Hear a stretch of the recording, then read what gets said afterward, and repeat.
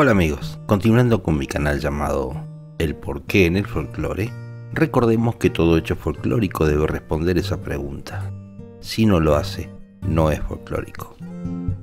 Los hechos históricos contribuyen a la comprensión de nuestras tradiciones y es por ello que estaré también abocado a ellos. El tema de hoy: peinados, afeites y joyas de hombres y mujeres del siglo XIX. El cabello, aunque distintivo de cada persona, ha tenido a lo largo de la historia una importante carga sociocultural. Como sucede hoy en día, en el romanticismo, el peinado fue fundamental para la construcción de la imagen personal.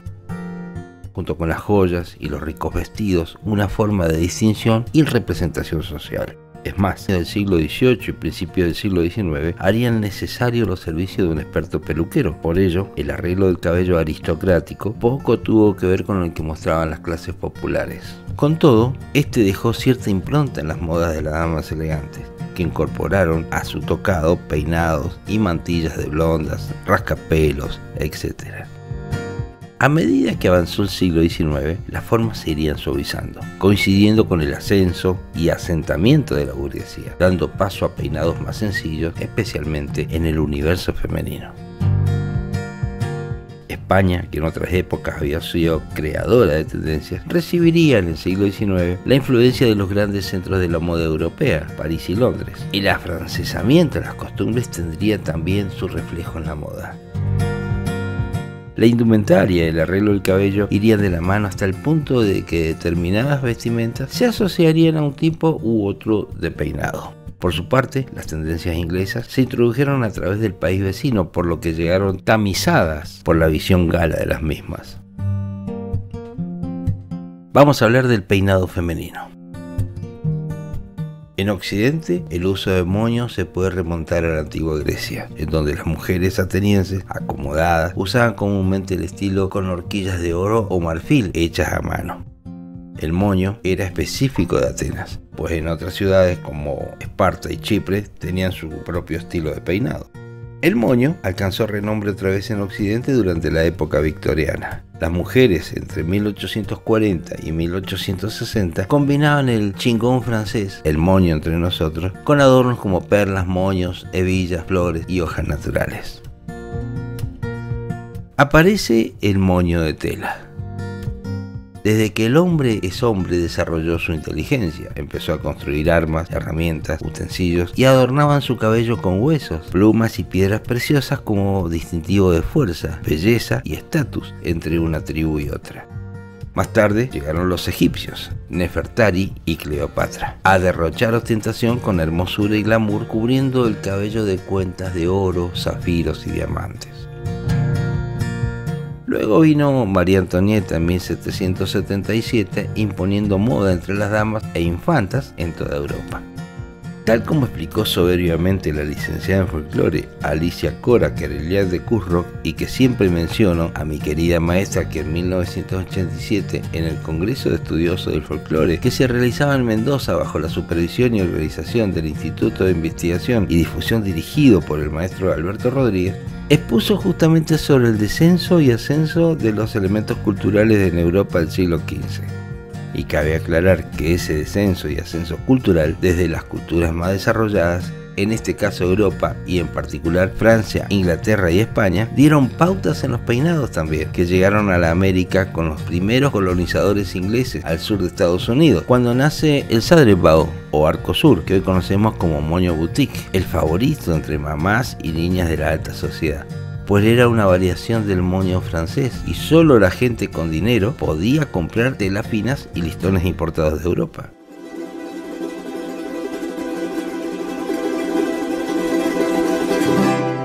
Pero poco a poco descendió a las clases inferiores y se hizo popular entre los esclavos de color, ya que eran las nanas quienes se encargaban de hacer los moños, peinaban a las hijas de los patrones y adoptaron esta moda.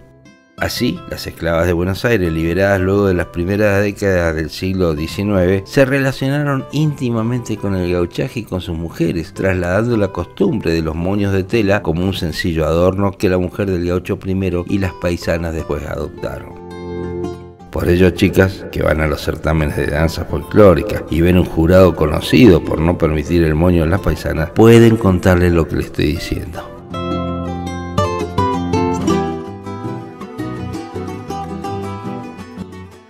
Los peinados variaban dependiendo del momento del día, pero sobre todo según la ocasión, siendo los más exuberantes los que se reservaban para el baile. El cabello recogido sería una de las señas de identidad de la época. Desde finales de la década de 1820, el peinado femenino se fue complicando, especialmente en el baile, ganando altura e introduciendo llamativos aderezos. En el peinado de la infanta Luisa Carlota, por ejemplo, la importante diadema, joya en 2 alturas, permite jugar con las posiciones de las lazadas. Podemos observar completo el ave del paraíso, animal especialmente apreciado en la peluquería de la época por la belleza de su plumaje. Las décadas siguientes se caracterizaron por la vuelta a la sobriedad, configurando el peinado burgués y contribuyendo a la democratización de este. También existían las opciones con el cabello suelto, que eran acompañadas por algún sombrero, pero el cabello suelto en las damas era modelo solo para la intimidad. Se usaba el volumen en los costados para equilibrar los accesorios y bucles en las puntas y en la parte del flequillo. Como no existían las bucleras, los rulos se hacían usando el truco del trapito y el pelo mojado. Dormían con eso toda la noche y a la mañana tenían bucles perfectos y sin esfuerzo. Los peinados victorianos son muchos, ya que corresponden al periodo en el que gobernó la reina Victoria de Inglaterra. Su reinado duró nada más ni nada menos que 63 años. Por eso, la moda y cómo se llevaba el pelo tuvieron muchos cambios.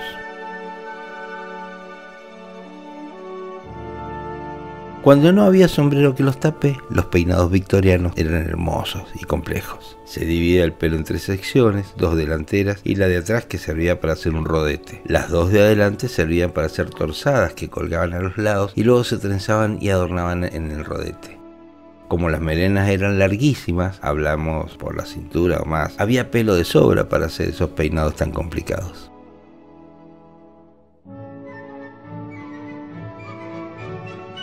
En general, la modestia y el decoro fueron valores que se predicaron en esos años, así que la forma de vestir también le era correspondida. En cuanto al cabello, las trenzas eran muy importantes y los sombreros nunca faltaban. Repasamos algunos de los famosos peinados victorianos en un viaje a través del tiempo por todo lo relacionado con el cabello.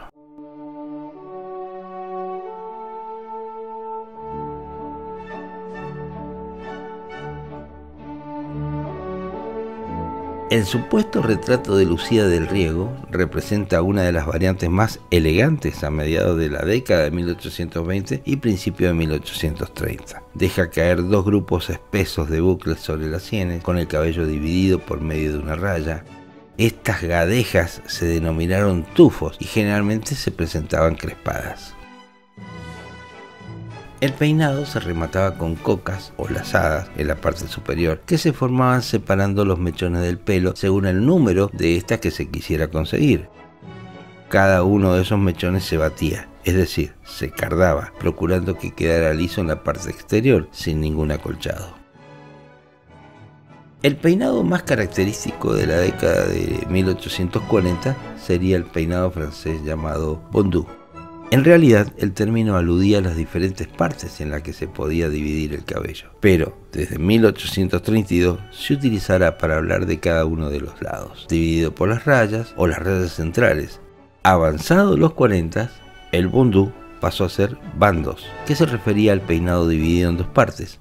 Mucho después, entre las clases bajas, se le llamó pan casero. Este peinado pondría fin a 2 décadas de extravagancia y fantasía, simplificando las formas al extremo. Los primeros años se llevaba completamente liso y plano, cubriendo total o parcialmente las orejas y aderezado además con alguna flor o alguna blonda de encaje. Es, por ejemplo, el peinado de Isabel II de España, llamada la de los tristes destinos, o la reina castiza, debido a su ficción a los gustos populares españoles en relación con el casticismo y con el casticismo madrileño, que lucía en su niñez y adolescencia, ya que este estilismo duró largos años. Poco a poco, el bandó se fue bufando es decir, ahuecando, dando lugar en la década de 1850 a peinados más voluminosos, como el que observamos en este retrato, por ejemplo. A finales de la Edad Media en Europa se hervía grasa de cabra, agua y cenizas con sosa o potasa para conseguir una mezcla que no es sino la base de los buenos shampoos modernos. Fueron los egipcios los que lavaban sus cabellos con agua mezclado con jugos cítricos. Estos últimos permitían disolver los aceites grasosos del cabello y como resultado obtenían un cabello suave. Las damas de la corte, para mantener el cutis limpio, se lavaban la cara con vino tinto y leche de burra. Incluso la propia reina. Las mujeres del pueblo llano utilizaban agua de lluvia o su propia orina para lavarse. El primer shampoo de origen sintético no jabonoso y sin detergente fue introducido en 1930 recién. La palabra champú deriva del inglés shampoo, palabra que data de 1762 y significaba masajear. Esta palabra es un préstamo del anglo-indio shampoo, que a su vez del hindi shampoo te fo, imperativo de chevna, que significa presionar, amasar los músculos, masajear. Vamos al maquillaje femenino. Revelador en este sentido es el origen de la palabra maquillar, que empezó a utilizarse en España en la época victoriana, entre 1837 a 1901. El término procede de una jerga teatral francesa para referirse a la caracterización de los actores. Por cierto, en inglés se dice make-up, algo que evoca a la construcción, a la fabricación. Un poco antes, en el Renacimiento, volvió el auge del maquillaje, aunque el llevar la piel completamente blanca gracias al polvo de arroz seguía siendo la tendencia de fondo. La novedad es que la blancura ya no tenía que ser extrema. Para ello se utilizaba el kohl y era para los ojos y se aplicaba luego un colorete suave en las mejillas. El kohl es un cosmético o polvo compuesto originalmente de un material llamado galena. Dicho mineral pertenece al grupo de los sulfuros y es derivado del plomo. Ya a principios del siglo XX la galena se utilizaba en los tubos eléctricos de las radios a galena. La versión verde del kohl en la antigüedad estaba hecha también a base de malaquita, un mineral color verde esmeralda derivado del cobre. Su base también tenía antimonio y hollín. Los ojos debían ir pintados de color negro o verde.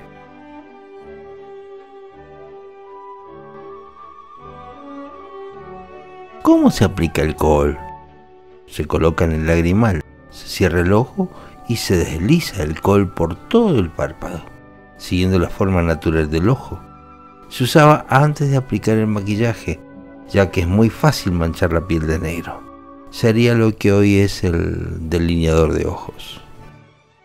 Para disimular las arrugas se empleaban cremas con pulpa de damasco, polvo de harina y productos a base de conchas de caracoles. Los tintes se popularizaron también.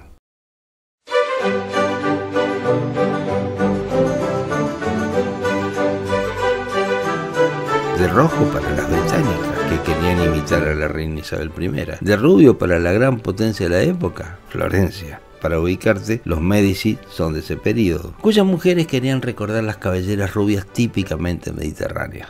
Pero no había que pasarse con la tintura y los productos de cosmética, perfumes y maquillajes se usaban para esconder malos olores y suciedad también. Recordemos que el baño no era muy apetecido y los hombres que se bañaban en los baños públicos eran considerados afeminados.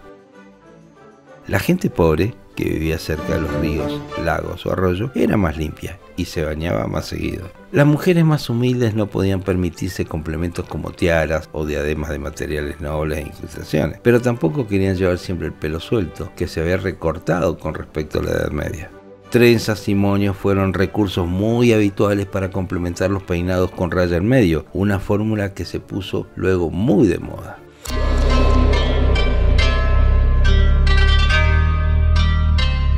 Paralelamente, en Japón, las geishas hicieron del maquillaje un arma de seducción.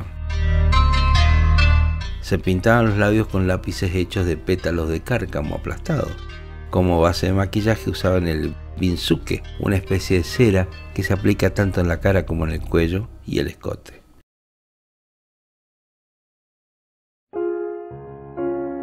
Tras la Revolución Francesa, el maquillaje se dejó de usar de una manera ostentosa. La reina Victoria de Inglaterra, que impuso una moral rígida en la sociedad británica, declaró al maquillaje como algo descortés. Ya en la época victoriana los hombres dejaron de maquillarse y las mujeres solamente pasaron a usar un leve toque de colorete, que era lo propio para las señoras respetables. Cuando aparecieron los lunares postizos en el barroco, adquirieron una gran importancia como complemento de la moda y los consideraban muy estéticos. Eran usados tanto por los hombres como por las mujeres, en la corte como en la calle. Además de tapar algún defecto del rostro debido a la viruela, tenían un lenguaje propio. En 1654 se publicó en Francia un ensayo llamado Sobre la situación de los lunares sobre el rostro de las damas, con observaciones exactas de su tamaño y forma, según los lugares donde ellos eran colocados. Esto decía una mujer según dónde se colocase el lunar.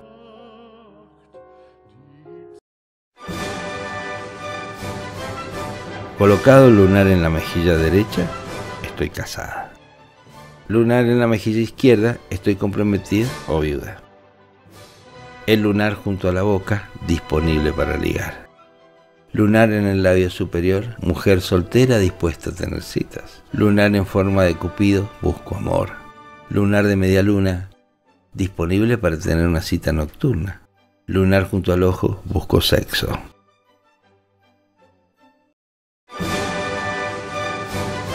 Y las damas lograban auténticas maravillas con lunares postizos, dorados, de plata, de purpurina o negro mate. Se paseaban por los escotes, los cuellos y las caras. El superlativo de la coquetería lo alcanzaban los lunares en forma de corazón. Desde emperatrices a taberneras, todas las mujeres guardaban una cajita de lunares variados. Hubo tal furor que ha quedado reflejado tanto en la pintura como en la literatura. De hecho, las hermanastras de la Cenicienta compraban lunares postizos en las mercerías de París, según escribió Perrault. A las mujeres les fascina tener pestañas largas. Para ello, se compran y ponen pestañas postizas para las fiestas. Nada nuevo. En la antigua Roma, las pestañas tenían un significado. En ese entonces, muchos creían que las pestañas se caían debido a una vida íntima tormentosa. Por lo tanto, era especialmente importante para las mujeres mostrar pestañas abundantes para enfatizar su pureza. Vamos a hablar de la depilación. Sí, también en esta época se luchaba contra el vello. Se aplicaba una mezcla de ceniza caliente y cáscara de nuez, además de tiras de tela impregnadas de resina. La técnica más difundida, sobre todo en África, en India y países islámicos, era la del hilo. Se atrapaba el vello que se quería eliminar con un hilo fino, se hacía en forma de triángulo y se cerraba sobre el pelo, para arrancarlo de raíz. Sistema muy fácil y simple, además de eficaz.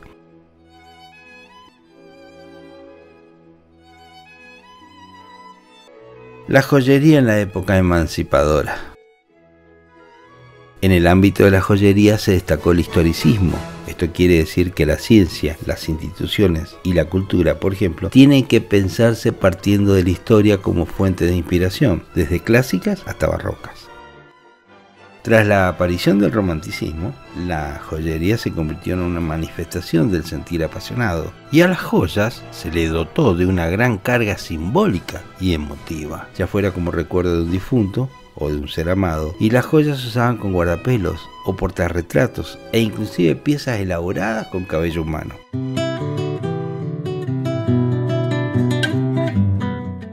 Durante el luto, por ejemplo, se evitaba el uso de alhajas o elementos decorativos que llamaran la atención, sobre todo en las damas, cuya indumentaria debía ser rigurosamente de color negro. Poco a poco se permitieron prendas discretas, aretes, collares, pulseras, anillos o broches hechos con piezas talladas de ónix, cristales oscuros, elementos de vulcanita o ebonita, así como entretejidos de cabello que adornaban las peculiares piezas que eran hechas en su totalidad por estos.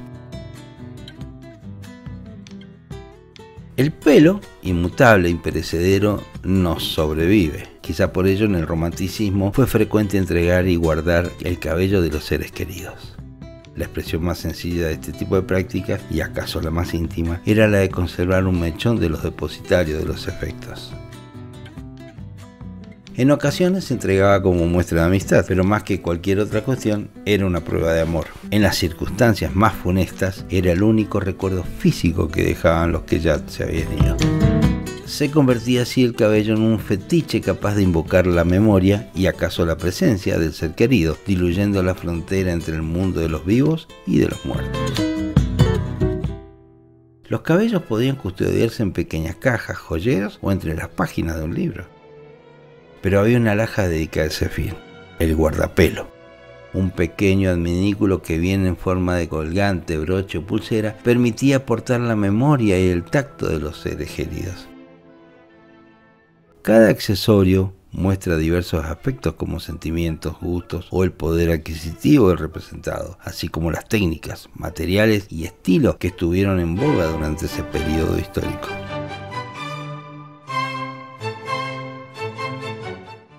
El abanico, indiscutiblemente uno de los complementos más apreciados por las damas, y ya de moda desde el siglo XVIII, era algo más que un mero artilugio para mitigar el calor. El abanico mostraba la condición social e incluso la tendencia política.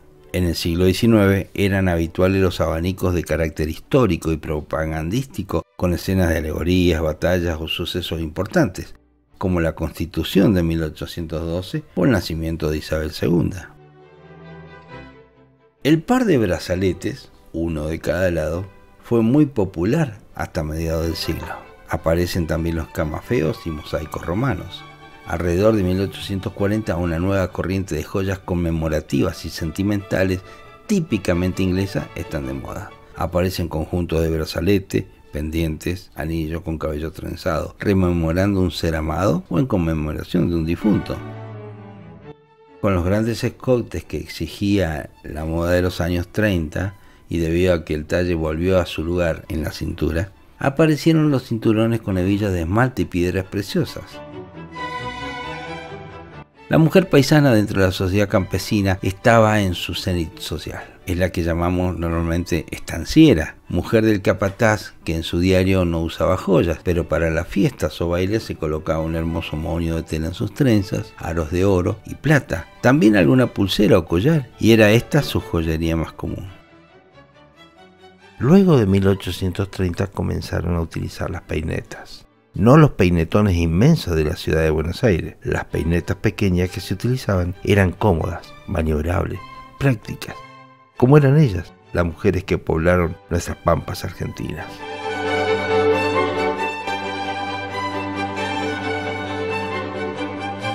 Pero es importante conocer el uso del peinetón, ese adminículo creado en Buenos Aires, y por ello les dejo el link para que puedan apreciar su origen, uso y belleza.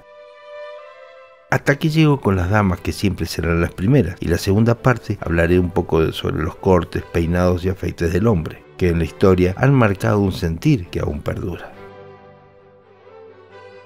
Gracias amigos por ver y escuchar mi programa, y pronto estará en cartelera la segunda parte.